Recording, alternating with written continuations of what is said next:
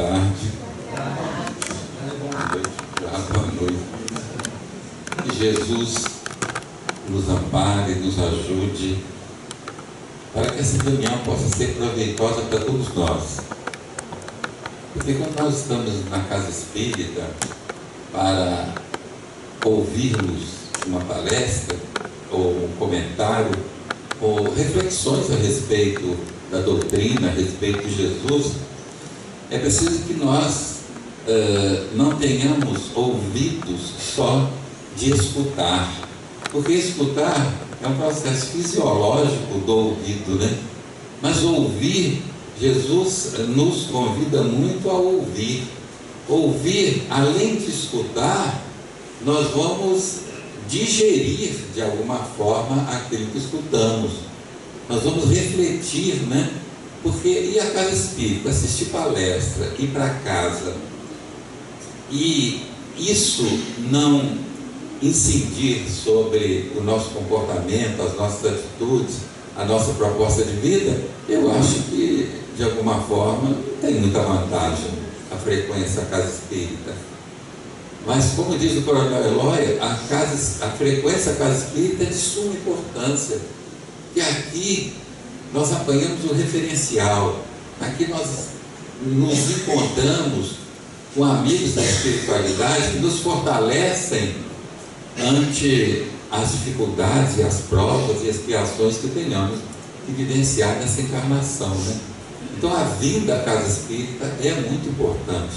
Quantas vezes, até nós como expositores, né, muitas vezes estamos com um trabalho programado, surge uma vontade de não ir, mas a gente luta, vence aquela vontade, chega lá, trabalha, sai de lá feliz da vida, só chegando e nos envolvendo naquilo que Kardec chama de atmosfera espiritual e que os esoteristas chamam de egrégora, né? A atmosfera espiritual chama Kardec na casa espírita, que é justamente aquilo que é criado aqui pela prática do bem constante, né? Pelos encarnados e desencarnados, vai se formando aqui uma atmosfera espiritual que a gente, quando entra, senta, faz uma oração, uma meditação, a gente começa a se modificar, né? Quantas vezes a gente chega até com uma tristeza, mas aí, por se envolver nessa atmosfera espiritual da casa espírita, isso tudo vai passando, né? E nós trazemos um abraço para os companheiros do Grupo Espírita Redenção lá do Andaraí do Rio, que, embora morando aqui em Itaipu, nós participamos do Redenção lá no Andaraí, né? Nós moramos aqui no Maravista, né? Mas nós vamos falar sobre Jesus e a atualidade. Olha, nunca, talvez, nós precisamos tanto de entender a proposta do Cristo, né? Mas também nunca se falou tanto no Cristo quanto se fala atualmente. Aí a gente pergunta, e o resultado desse falatório? Ele está concreto, ele está palpável com relação àquilo que ele deixou como instrução? Porque, como eu disse, a casa espírita nos dá o referencial, mas a nossa luta é lá fora.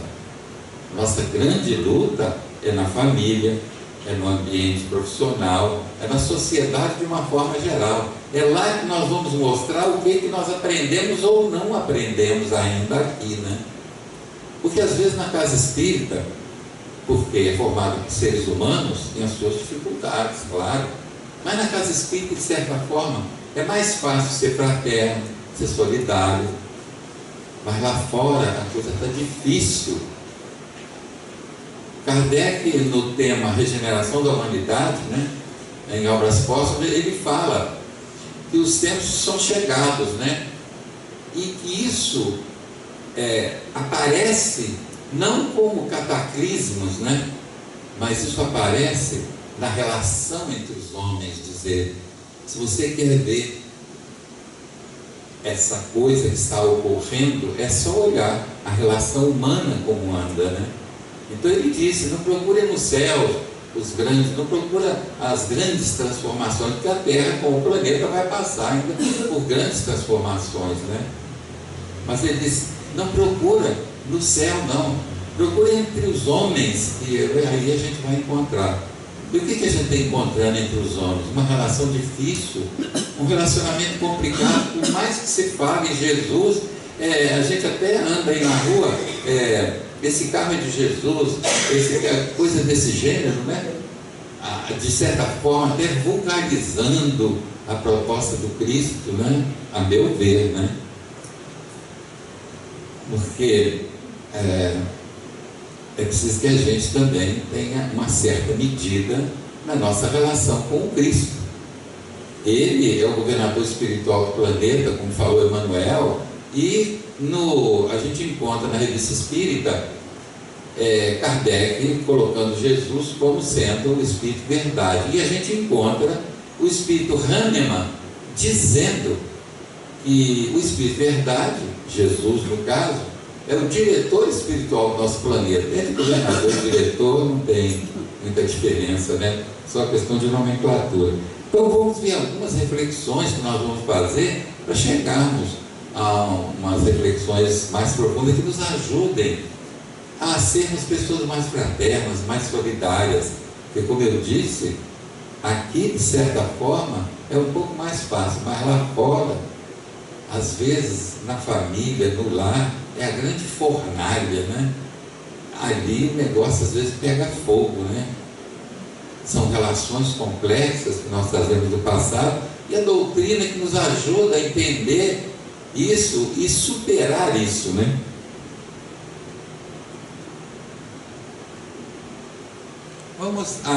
Porque muitos que provêm de outras religiões, por mais que já tenham lido isso, né? Ainda traz a ideia de que Jesus é Deus, mas para a doutrina, Jesus não é Deus, né?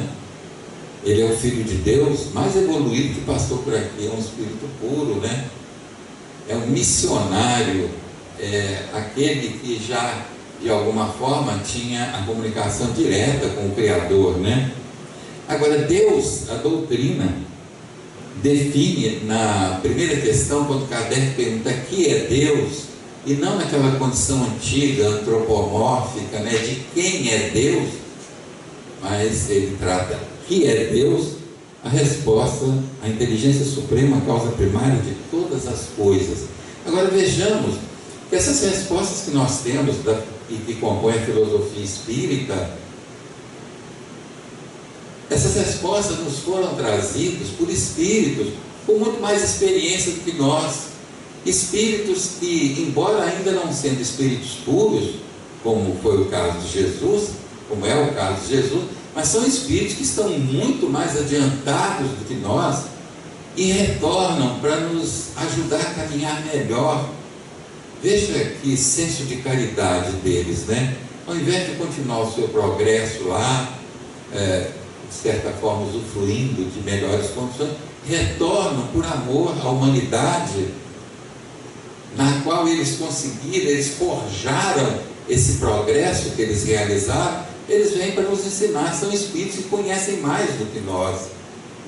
A gente, quando vai para a escola, não é o professor que conhece mais do que nós, que vai nos ajudar a entender, mas também existe, além do professor nos ensinando, existe uma tarefa que é nossa, do aprendizado.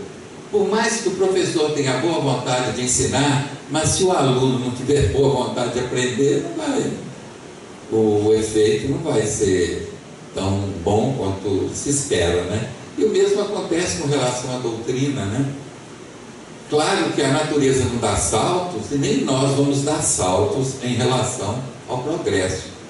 É preferível que a gente caminhe passo a passo, buscando ser hoje melhor do que fomos ontem e amanhã melhor do que somos hoje, porque esse negócio também, as pessoas que começam a se envolver com o espiritismo e de repente, por ter lido algumas obras de André Luiz ou até de Kardec, já se acharem acima do bem e do mal, isso aí não tem sentido, porque isso inclusive não está dentro da proposta. A proposta espírita diz que a natureza não dá salto, nem nós, mas é preciso que estejamos em constante movimento de progresso.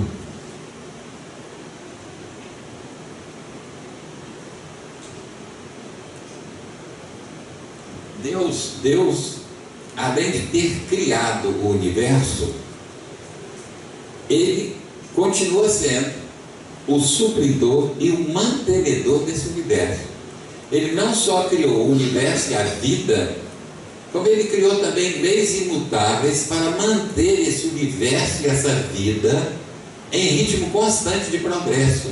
É entendendo essas coisas que a gente vai compreendendo o porquê não se deve parar, porquê que se imobilizar vai trazer doença, dificuldade. É como a água, por exemplo.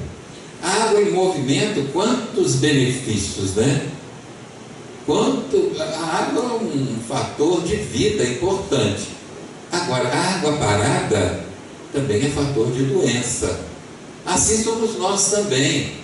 Até fisicamente falando, quando a gente para, principalmente quando a idade vai chegando, as dores vão aparecendo com maior contundência, né?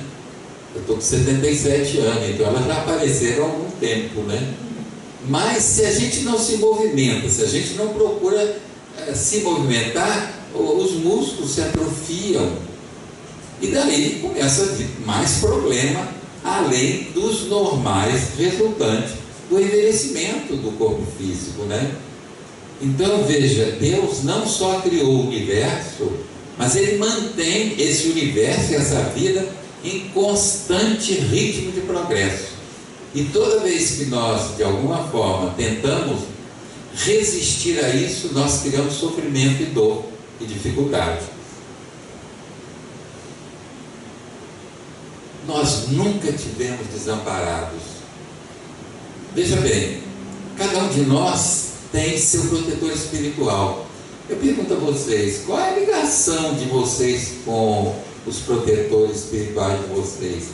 Há uma mensagem que eu não me lembro o autor do Evangelho segundo o Espiritismo, eu tenho a impressão que é Lacordaire, mas não tenho certeza. Então, que ele diz que nós devíamos criar a religião do protetor espiritual, do guia espiritual.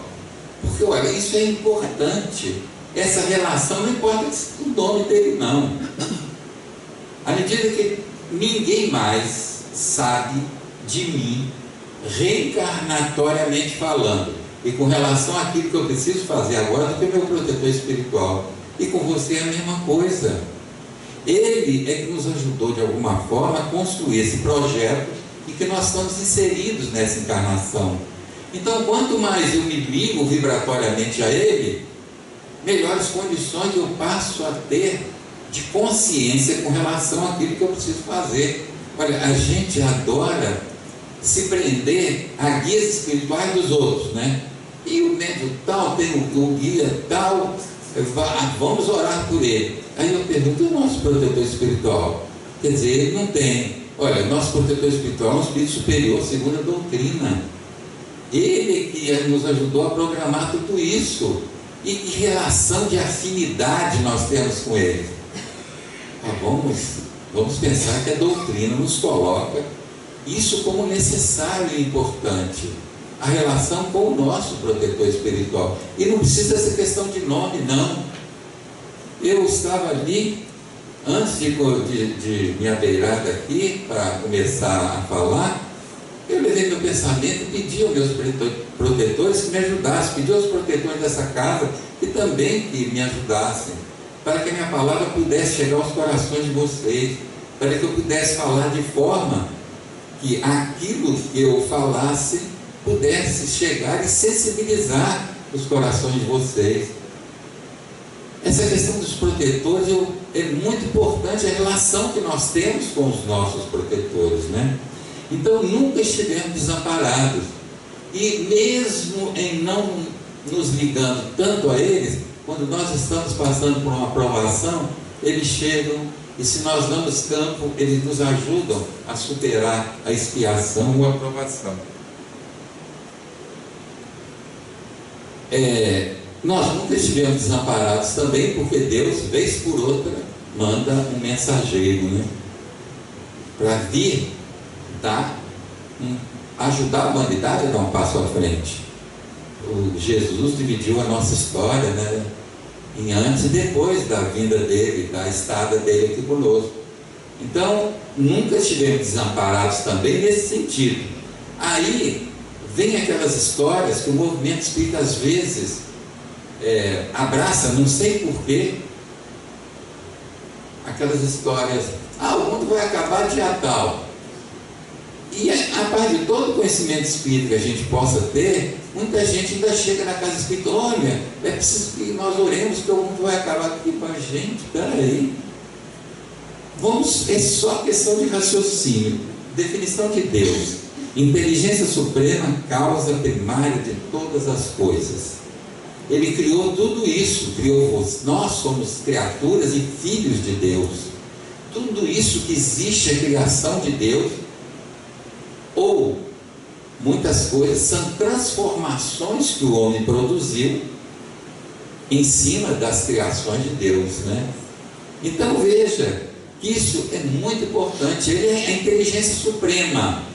Agora vamos raciocinar. Essa inteligência suprema criou a Terra e a nossa humanidade, deixou a nossa humanidade conquistar uma evolução intelectual a ponto de nós termos uma tecnologia à nossa disposição que nos ajuda muito. Aí esse Criador, com tudo isso que ele já conseguiu dessa humanidade, não gostei da brincadeira, não vou acabar com esse mundo. Se ele seria tão inteligente assim? Claro que não. Então é só questão de reflexão, não precisa consultar astrólogo, bruxólogo, não sei o que mais, ólogo. É só olhar na primeira questão da doutrina espírita, sobre Deus, a inteligência suprema. Como que a inteligência suprema ia deixar a humanidade chegar e depois dizer, ele é onisciente, ele sabia que a nossa humanidade ia chegar nesse estado, tanto que Jesus prenunciou tudo isso. Jesus falou sobre esse momento de transição difícil que nós passaríamos e que estamos passando. Então ele é onisciente, sim. Nós não estamos desamparados, né? Esses mensageiros estão constantemente aí. Olha, a Terra vai passar por transformações. Um dia ela vai acabar, muito mais tarde, quando ela tiver cumprido a sua missão como planeta, como orbe do nosso sistema. Aí sim, quando ela não tiver mais a utilidade necessária, aí ela poderá ser extinta. Mas a gente fica surpreso ainda pelos companheiros espíritas. Olha, chega assustados até, né? As pessoas, vem cá, vamos parar, vamos pensar, vamos refletir, por que essa doutrina? Então essa doutrina ainda não está fazendo um movimento muito sério dentro de nós. A gente sabe até que Deus, como definição, é a inteligência suprema, mas a gente ainda não usa isso nas reflexões do dia a dia, daquilo que nos chega como informação, inclusive, né? Em especial Jesus, né? De todos os mensageiros que ele mandou, o especial foi o próprio governador, né, da nossa casa planetária. Agora, esse Jesus, como a gente vê aí, né? Como tem o nome de Jesus escrito em faixa, escrito em loja, escrito, né? Até para vender coisas, né? Tem o nome de Jesus. Não use o nome dele em vão, né? Quer dizer, então a gente vê que ele é muito falado, mas o que ele falou é muito pouco exercitado por nós. Porque o que falta da nossa parte como ser humano, eu não estou dizendo necessariamente vocês, porque eu acredito que vocês aqui já estejam bem mais adiantados nesse ponto, né? Já estejam demonstrando lá fora uma proposta muito mais adequada a esses parâmetros de Jesus, né? A gente ainda está lutando, né? Mas a gente fica surpreso com esse falatório que não corresponde a uma vivência. A gente entra no supermercado e a gente percebe, principalmente às vezes algumas senhoras e alguns senhores também, por ter uma situação econômico-financeira mais apreciada, e às vezes são espíritas. E olha isso. Em nome de Jesus, elas maltratam as caixas, os atendentes, a pretexto de quê? Às vezes a gente assiste isso com uma tristeza, e a gente pensa, gente, é ser humano, não vai adiantar, não vai mudar nada. Enquanto você não mudar, enquanto eu não mudar, o mundo não muda. A gente está esperando que venha do céu um passe de mágica para transformar esse mundo num mundo de paz, de esperança. Olha, a esperança nós vamos criar aqui dentro, na nossa relação com a família, com o ambiente profissional. Nós é quem criamos isso. E Jesus está nos aguardando para que sejamos tarefeiros dessa proposta dele, né? Agora, uma pergunta: de que Jesus necessitamos na atualidade? Eu dou duas opções aqui. É preciso que a gente veja de que Jesus nós estamos atualmente, com toda essa violência, com toda essa dor, esse sofrimento que a nossa sociedade vive. Eu pergunto, de que Jesus, entre esses dois que eu vou apresentar, nós estamos mais necessitados? Do Jesus mito. Será que nós estamos precisando do Jesus mito? Porque o mito, quando você mitifica Jesus, ele se torna tão distante de você. Será que é isso que ele quer? Porque de alguma forma, quando a gente cria um mito, a distância entre nós e o mito é quase que abismal.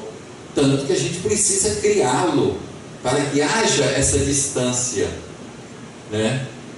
Será que é desse Jesus mito, né, meio fantasioso, que a gente ainda acredita e que a gente está precisando? Ou será que é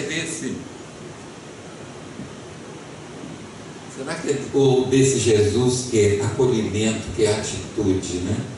Qual dos dois vocês acham, né, que a gente está precisando? Eu, inclusive, considero atualmente, entre o sofrimento, entre a vivência na casa espírita, que o grande médium da atualidade não é necessariamente aquele psicográfico, o psicofônico.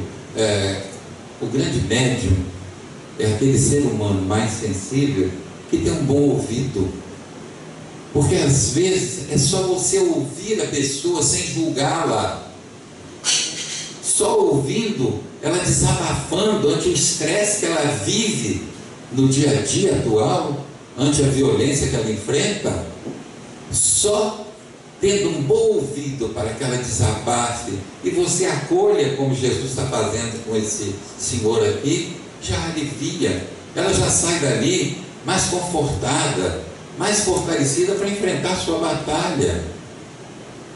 No meu entendimento, eu acho que é esse Jesus aqui.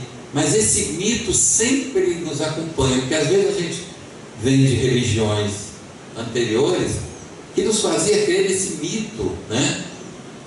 Quando ele é puro amor. Ele não quer ser um mito distante de nós, ele quer estar junto de nós. Mas para que isso aconteça, é preciso que nós estejamos juntos dele, ou que nós tenhamos uma proposta de vida que corresponda não àquilo que ele é, mas àquilo que ele nos ensinou ser. Porque existe uma certa diferença. Veja bem, ante a evolução dele como espírito puro, eu jamais, nós, de alguma forma, poderíamos, vamos dizer, ter as mesmas atitudes do Cristo.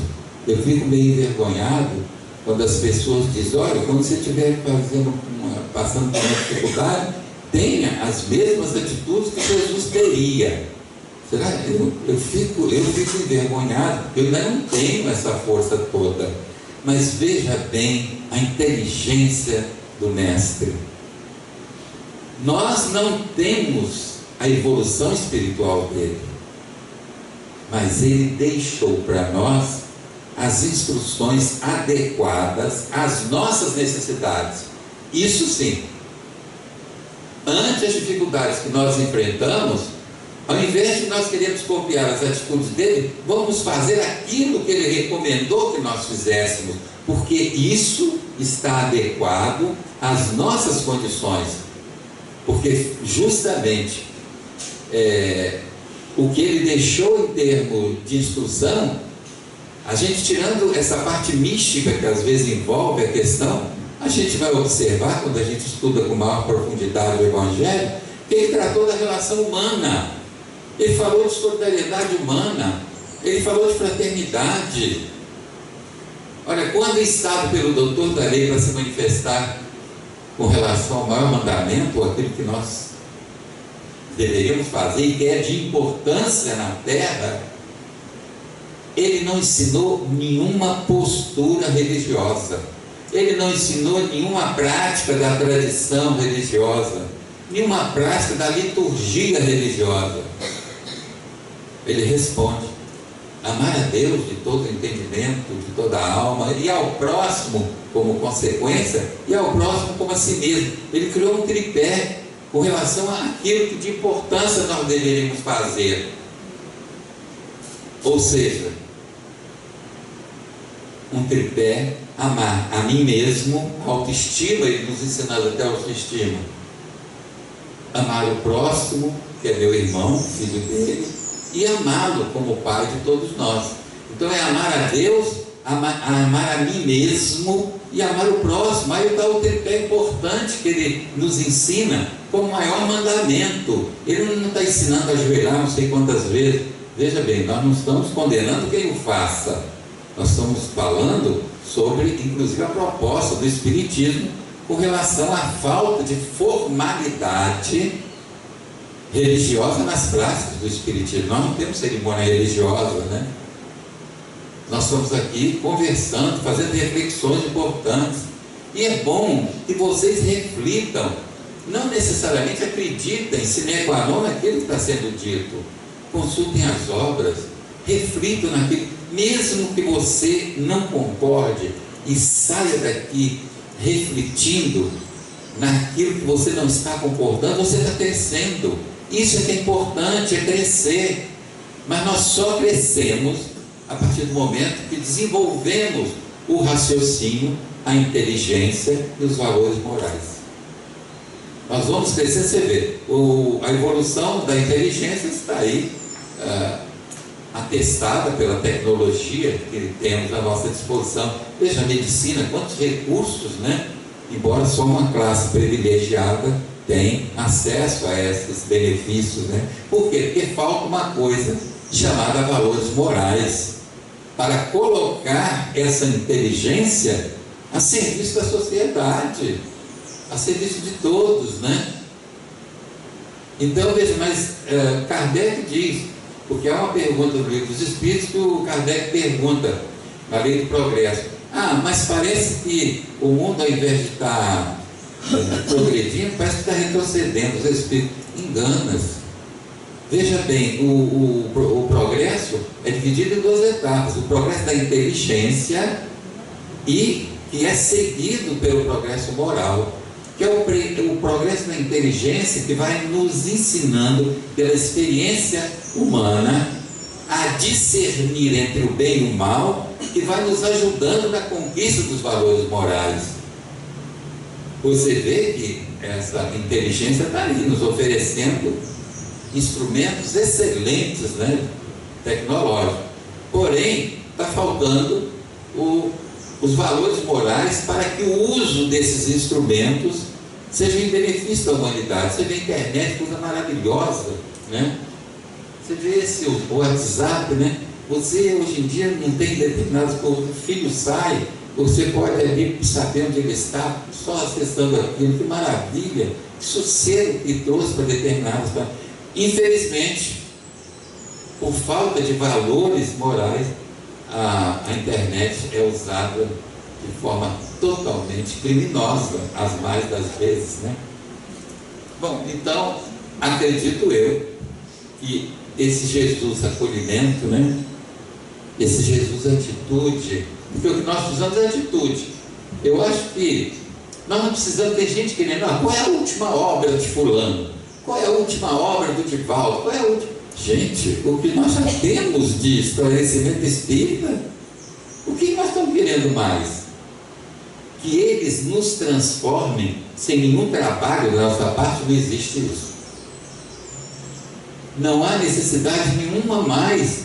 Depois que vieram Kardec, Leon Denis, toda aquela parte da cultura clássica do Espiritismo, e depois da cultura subsidiária no Brasil, Chico Xavier, essa obra extraordinária, Hermínio Miranda, o que nós estamos querendo mais? Não precisa mais, não. O que nós estamos precisando é usar aquilo ali. Aquilo pode estar na cabeça, mas não desceu o coração e não se tornou atitude. Quando eu estou falando isso, eu estou falando para mim também. Porque toda vez que eu falo isso, de repente eu me lembro de uma coisa que eu disse e que eu não exercitei. E é na vida diária, é no diário, é no sair daqui, é no estar aqui, é no estar em casa, é no estar no trabalho, é no estar no ônibus, no carro. Como é que você reage no carro quando alguém te encosta? Violentamente? Você pode às vezes não reagir violentamente com a palavra, mas emocionalmente, né? Como é isso? Nós estamos precisando ver isso, que o grande problema da atualidade é a violência. Bem-aventurados os mansos, disse Jesus, porque estes herdarão a terra, aqueles que não são mais violentos. E às vezes as violências estão ainda nas dobras da nossa alma, não surgiram por falta de estímulo exterior. Surgindo o estímulo exterior, ela aparece, né? E como às vezes a gente fica decepcionado com a gente, né? Ah, meu Deus, eu pensei que eu já tinha vencido isso e não venci. Mas não desanima não, porque é assim mesmo. Você não venceu ainda, mas daqui a pouco você vence se você continuar. Porque o problema é esse, é um progresso continuado, né?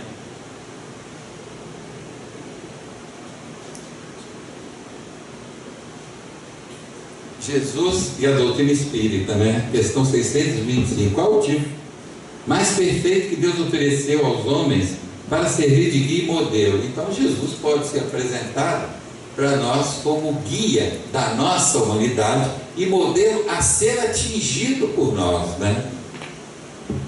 É a menor resposta, né, que tem no livro dos Espíritos. Jesus, ele é o modelo a ser atingido por nós.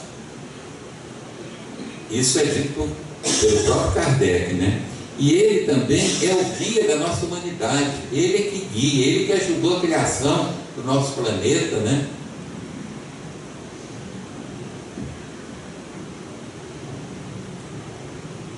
Observação de Kardec. Jesus é para o homem o tipo de perfeição moral a que pode aspirar a humanidade na Terra. Eu acho muito boa essa colocação. Quando a gente fala, você faria como Jesus fizesse, aí eu fico um pouco envergonhado. Olha, eu acho até muito mais difícil falar sobre Evangelho do que falar sobre filosofia e ciência espírita. Porque quando eu falo sobre tema evangélico, é preciso que eu tenha alguma experiência a que eu já tenha superado, ou que eu tenha coragem até de me denunciar dizendo que eu não superei. E aí não é fácil, para que a gente seja minimamente honesto com a doutrina que a gente professa. E muita gente acha que falar de evangelho é fácil. Por quê? Porque todo mundo já sabe os temas decorados, né? Até os títulos do livro dos Espíritos, né? Do livro do Evangelho segundo o Espiritismo, já sabe aquilo, chega e não é trelelê, não.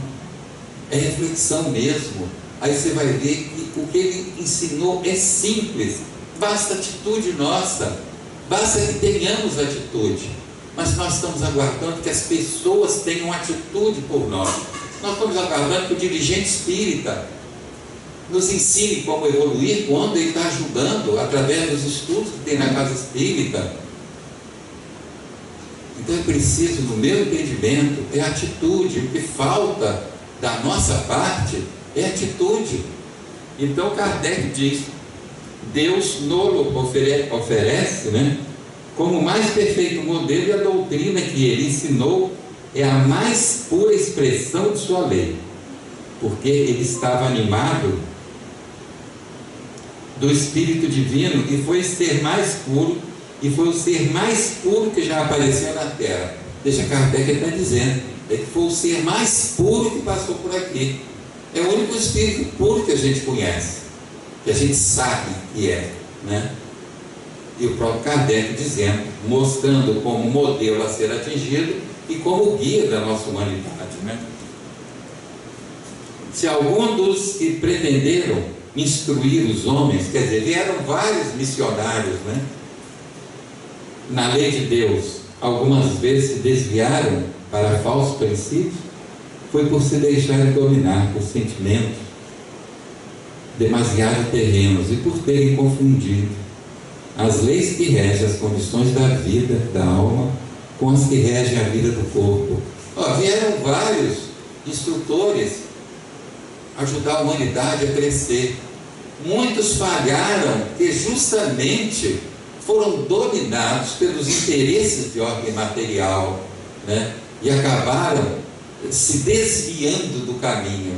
Agora, a gente vê Jesus, que, no meu entendimento, foi o único que ensinou e exerceu tudo aquilo que ele ensinou.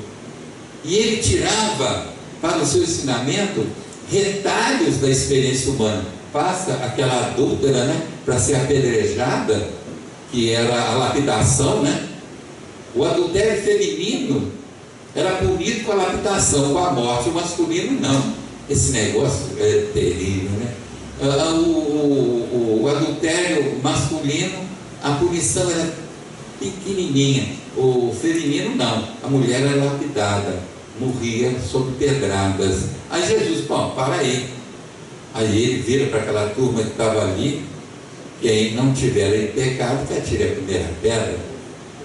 Aí conta a passagem que foram saindo um a um, primeiro os mais velhos, que estavam mais cheios de pecados, né? Aí foram saindo, não tiveram coragem de atirar a primeira pedra. E por que a gente atira tanto, né? Quando surgem essas coisas difíceis na televisão, qual é a nossa postura, qual é a nossa atitude ante uma violência assistida na televisão? Se você colocar mais violência ainda, qual é a diferença entre você e aquele que cometeu aquela violência? É de oportunidade. Agora, se você vê alguém cometendo uma violência ou sofrendo uma violência, tanto o que comete quanto o que sofre são seres humanos como nós. Em outras encarnações é possível que nós tenhamos feito até coisas piores. Nós não acreditamos na reencarnação.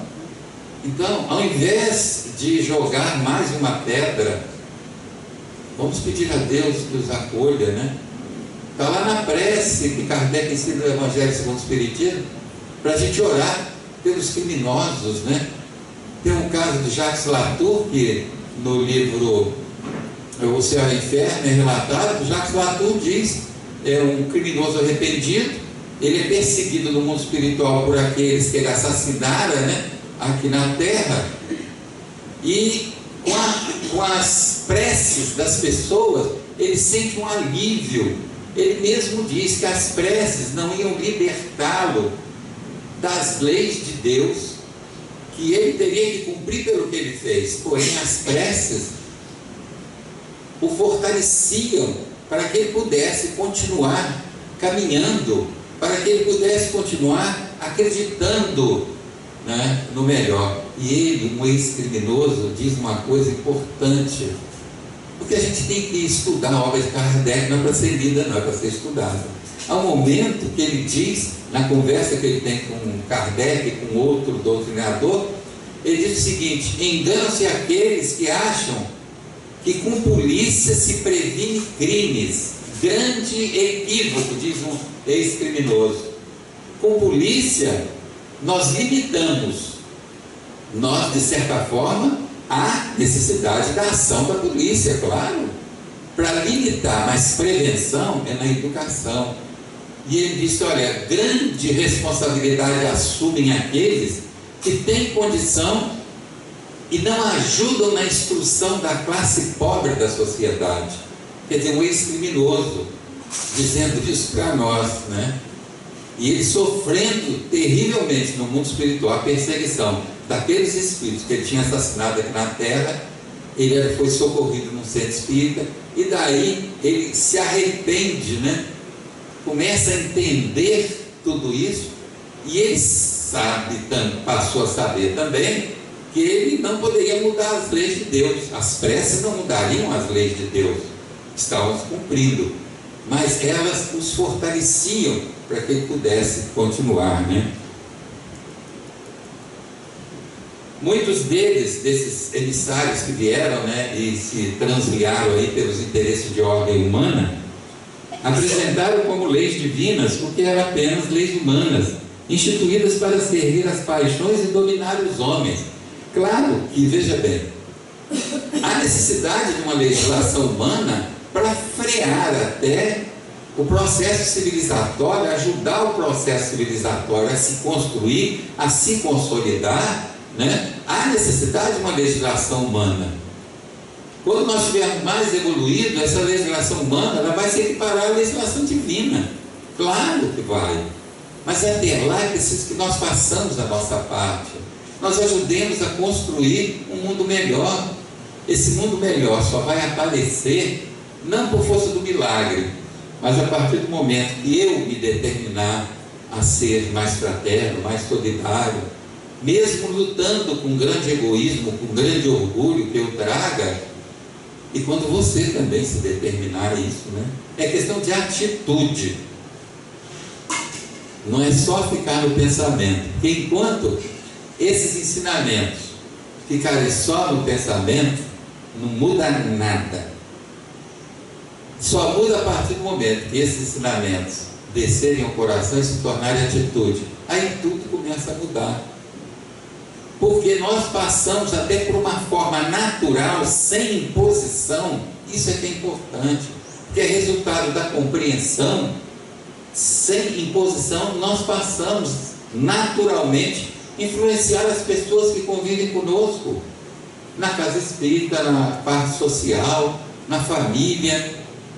Porque a família sabe quando nós estamos realmente nos transformando ou quando nós estamos fingindo que estamos melhorando. Principalmente os filhos, né? Como eles conhecem, como eles sabem, né? Então, a gente precisa ter atitude. Enquanto não tornarmos atitude as instruções de Jesus, nada vai mudar como ele quis também, né? Questão 886 da caridade, né? Tão falada entre nós, né?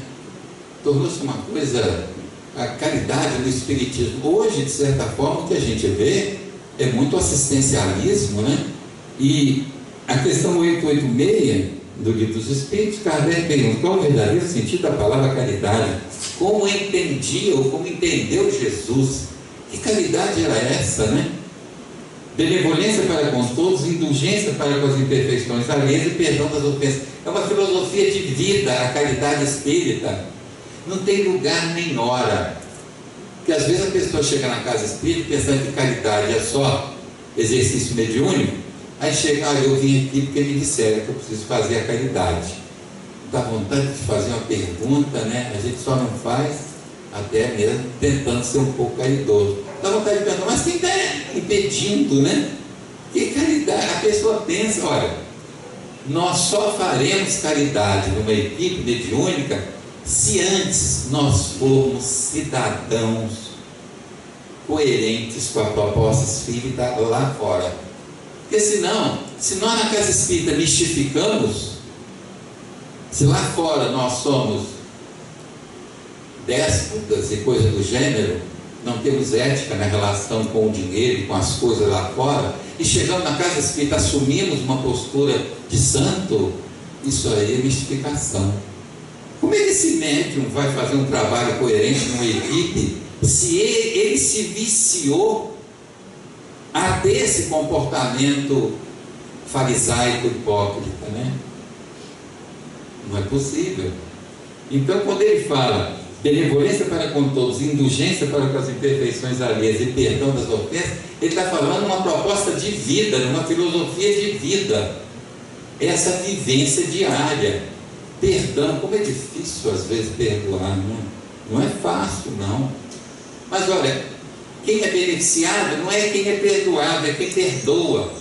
Porque o ressentimento, o amargo, o rancor, o desejo de vingança criam dentro de nós uma energia deletéria que nos adoece a alma e o corpo físico.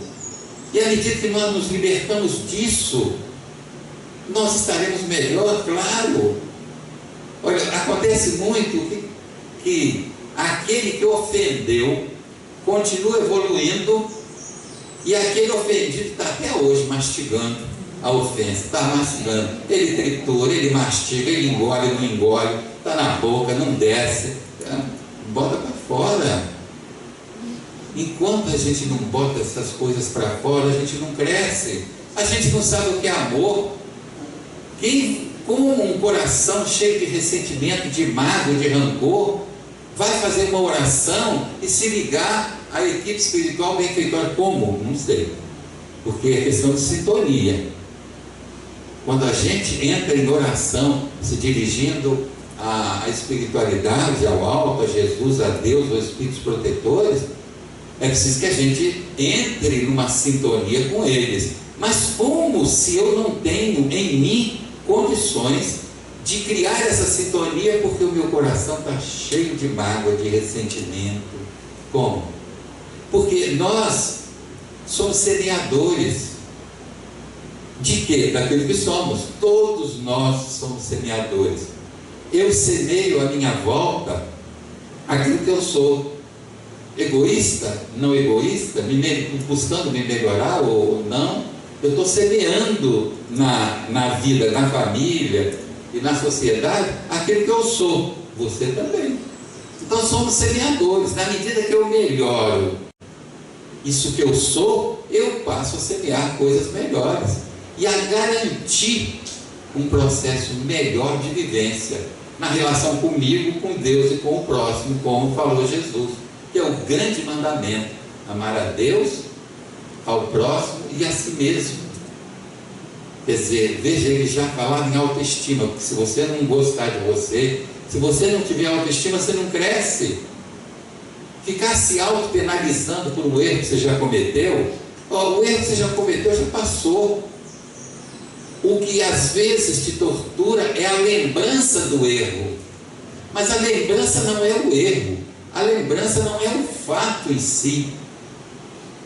Você não pode mudar o fato que ocorreu, agora você pode mudar o entendimento desse fato, até se auto-perdoando.